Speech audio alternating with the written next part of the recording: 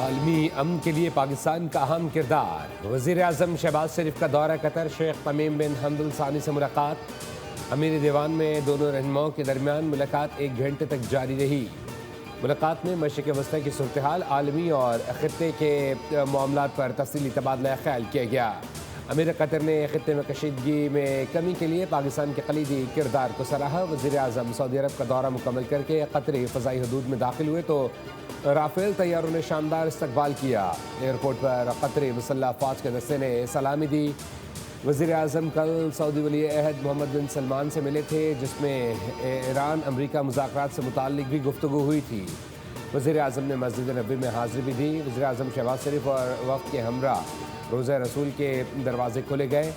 وزیر اعظم نے روضہ رسول کی زیارت کی اور سلام عقیدت پیش کیا۔ ملک و قوم کی ترقی اور دنیا بھر میں امن کے لیے دعائیں کی گئیں۔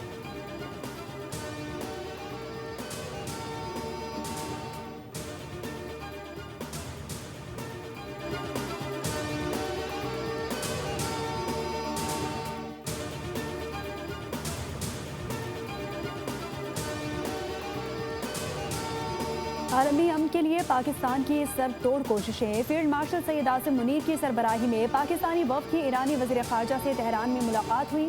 ایرانی وزیر خارجہ نے کہا، فیلڈ مارشل سید عاصم منیر کو تہران آمد پر خوش آمدید کہتے ہیں۔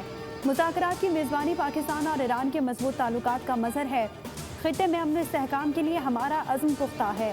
فیلڈ مارشل کا دورہ مصالحتی کوششوں کا حصہ ہے۔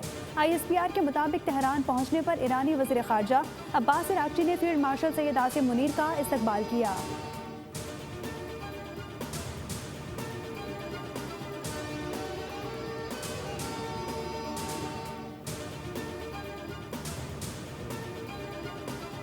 With more power than ever before, and better intelligence, even more importantly, better intelligence than ever before, as you expose yourself with your movement to our watchful eye.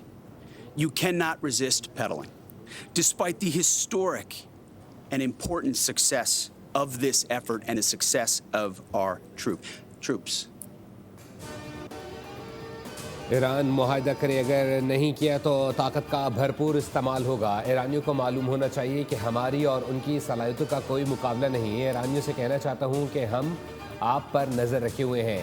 امریکی وزیر جنگ ٹیڈ ہیگس کی پریس بریفنگ، کہا اپنا Hormuz کے traffic پر امریکی بحریہ کا کنٹرول ہے۔ جنرل ڈین کین نے کہا کہ امریکی افواج ایک لمحے کے نوٹس پر دوبارہ کارروائیوں کے لیے تیار ہے۔ ناکہ بندی کا نفاذ ایران کے علاقائی سمندری حدود اور بین الاقوامی پابندیاں دونوں پر ہوتا ہے۔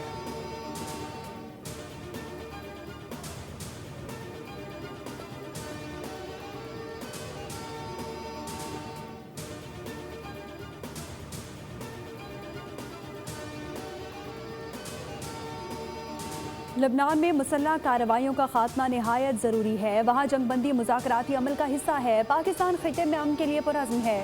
اسحاق ڈار اور ان کی ٹیم امن مذاکرات کے انعقاد کے لیے کوشاں رہی۔ ترجمان دفتر خارجہ طاہر حسین اندرابی کی نیوز بریفنگ، کہا پاکستان نے امریکہ اور ایران کے درمیان ثالثی کے لیے اہم کردار ادا کیا۔ وزیر اعظم اس وقت 3 ممالک کے دورے پر ہیں۔ پاکستان کی کوششوں سے ایران اور امریکہ کی جنگ بندی ممکن ہوئی۔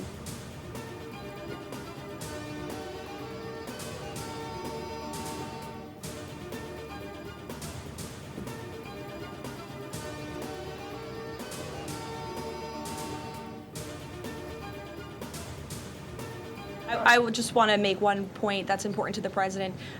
The Pakistanis have been incredible mediators throughout this process, and we really appreciate their friendship and their efforts to bring this deal to a close. So they are the only mediator in this negotiation. While there have been many countries around the world who want to offer their help, the president feels it's important to continue to streamline this communication through the Pakistanis, and so that's what continues to take place. Iran سے مذاکرات میں پاکستان واحد ثالث ہے۔ مذاکرات کا دوسرا دور بھی اسلام آباد میں ہونے کا امکان ہے۔ ترجمان وائٹ ہاؤس سے کیرولین لیوٹ کی نیوز بریفنگ، کہا پاکستانی مذاکرات میں غیر معمولی ثالث ثابت ہوئے ہیں۔ انہوں نے ڈیل میں قریب آنے پر مدد کی۔ امریکہ نے سیز فائر میں توسیع کی کوئی درخواست نہیں کی۔ اگرچہ دنیا کے کئی ممالک اس عمل میں مدد کی پیشکش کر رہے ہیں، تاہم امریکی صدر چاہتے ہیں کہ رابطے کا عمل پاکستان کے ذریعے ہی جاری رکھا جائے۔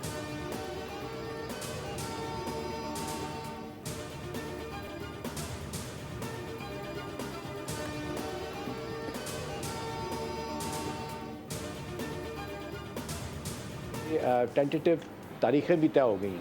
یہ 23 24 25 جمعرات سے یہ 3 دن ہیں جو بات چیت کے لیے کہا جا رہا ہے کہ یہ ڈیٹس جو ہے نا یہ فکس کی گئی ہیں. ان میں تھوڑی بہت تبدیلی بھی ہو سکتی ہے, لیکن جس طریقے سے بات ہوئی ہے یہ ایک انڈرسٹینڈنگ ہے کہ انہی تاریخوں میں بات ہوگی 23 24 25 کو.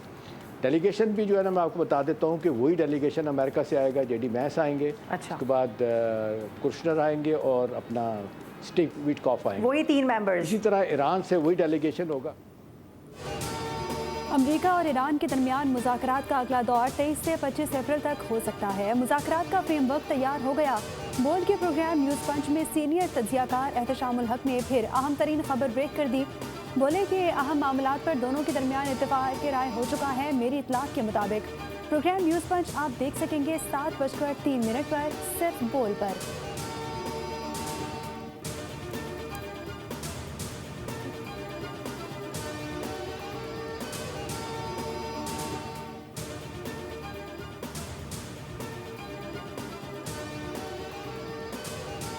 امن کا واحد راستہ مکالمہ اور سفارتکاری ہے. تیسری عالمی جنگ کوئی برداشت نہیں کر سکتا. چیئرمین پیپلز پارٹی بلاول بھٹو زرداری کا CNN کو انٹرویو. کہا جنگ سے عالمی معاشی بحران اور تباہی کا خدشہ تھا. مذاکرات کی کامیابی کے لیے امیدیں وابستہ ہیں. دنیا کو تباہی سے بچانے کے لیے مذاکرات ضروری ہیں.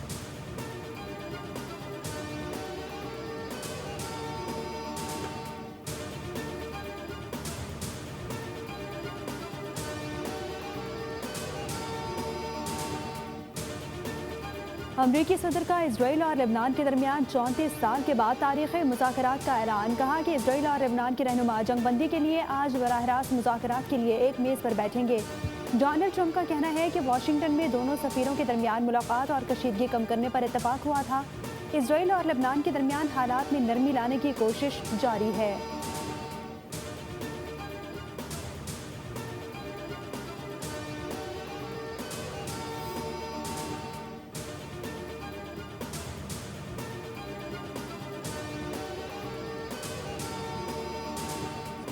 پاکستانی عوام کی محبت اور استقامت کو ایران کبھی نہیں بھولے گا. تہران میں ریلی کے دوران ایرانی شہریوں کا پاکستان سے اظہار تشکر. کہا پاکستان میں ریلی اور حمایت ہمارے لیے باعث فخر ہے. ایرانی شہریوں نے پاکستان کے عوام کی بھرپور حمایت پر شکریہ ادا کیا, سلام پیش کیا.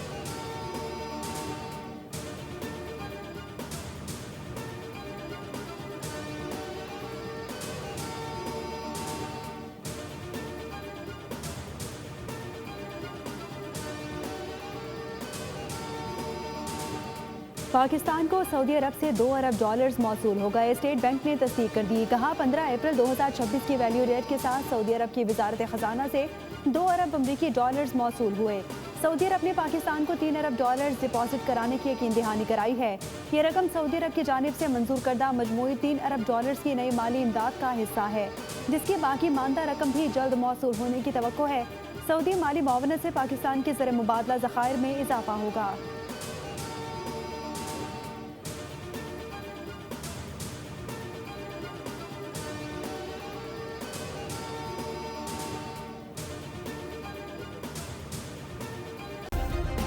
سبسکرائب کریں اور بیل دبائیں تاکہ کوئی خبر رہ نہ جائے.